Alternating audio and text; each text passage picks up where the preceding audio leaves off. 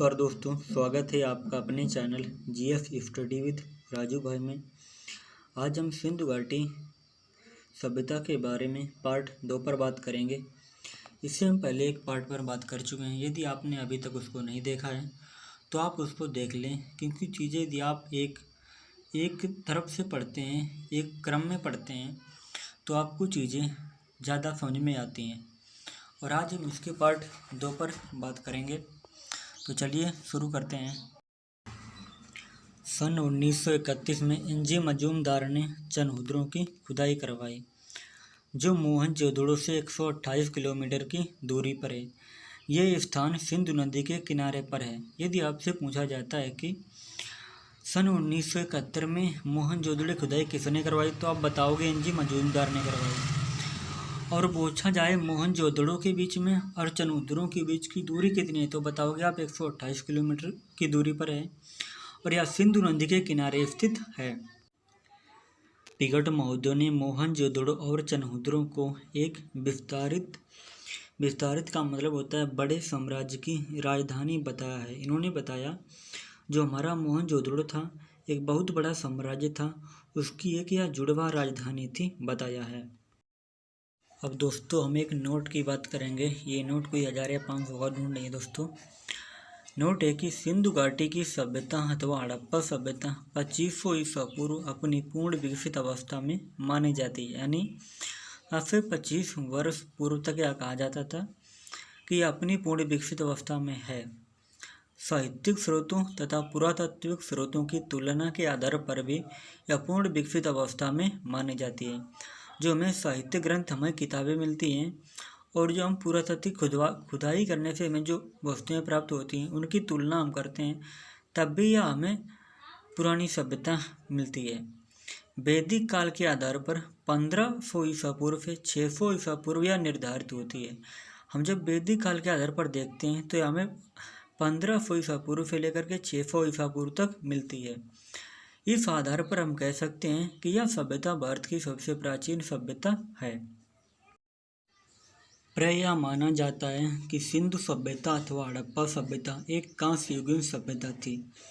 कांस्य युगीन सभ्यता का मतलब है कि इस समय कांसे का प्रचलन हो चुका था, लोग कांसे की वस्तुएं बनाने लगे थे। कांसे में आप जानते हैं कि कॉपर और तांबा मिला होता है। कॉपर 90% होता है और तांबा 10% होता है। ये दोनों मिलकर के कांसे का निर्माण होता है। और आप जानते हैं इसके कॉपर के तार भी बनते हैं, इनकी घंटियाँ बनती हैं। ये बहुत सारे कामों में प्रयोग होता है।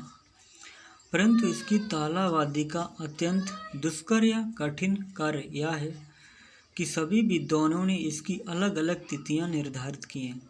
कहने का मतलब है कि जितने भी विद्वान हुए हैं, हड़प्पा सभ्यता कब से विकसित हुई भारत में, इसकी कोई एक निश्चित तारीख तिथि नहीं निर्धारित है।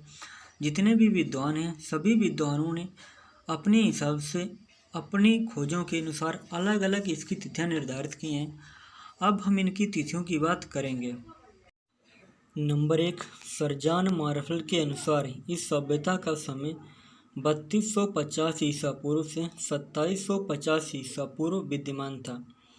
यह तिथि सिंधु सभ्यता को सबसे प्राचीन बताती है।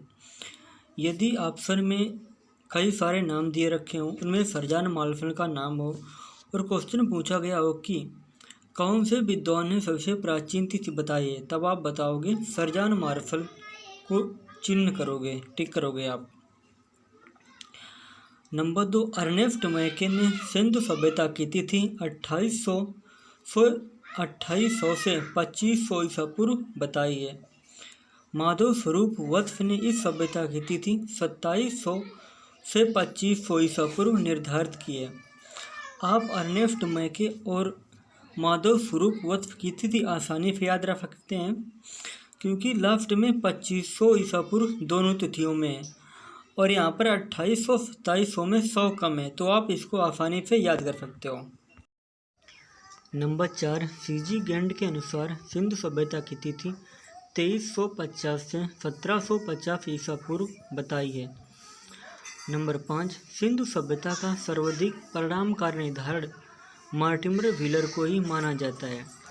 कहने का मतलब है कि जितनी भी तिथियां बताई गई हैं सब में प्रभावी तिथि मॉर्टिमर व्हीलर की मानी जाती है। इन्होंने इसका काल 2500 ईसा पूर्व से 1500 ईसा पूर्व माना है, परंतु Indus Valley Civilisation and beyond के अनुसार बाद में मॉर्टिमर व्हीलर ने 1500 ईसा पूर्व के बजाय 1700 ईसा पूर्व को माना है। यानी जब इंडस वैली सिविलाइजेशन ने बताया तब इन्होंने भी 1700 ईसा पूर्व को माना। रेडियो कार्बन विधि से ज्ञात तिथियों के आधार पर यह सभ्यता 2300 से 1700 ईसा पूर्व के बीच अपने अस्तित्व में थी। यानी जो रेडियो कार्बन पद्धति होती है उसके अनुसार जब इसे देखा जाता है तो यह सभ्यता 2300 ईसा पूर्व से लेकर के 1700 ईसा पूर्व के बीच में विद्यमान थी। दोस्तों, यदि आपने अभी तक वीडियो को लाइक नहीं किया तो लाइक कर दें, प्लीज़ चैनल को सब्सक्राइब भी कर दें। तो चलिए अब हम आगे बात करते हैं। संपूर्ण सिंधु सभ्यता का क्षेत्रफल 12,99,600 वर्ग किलोमीटर है, जो पाकिस्तान से बड़ा है।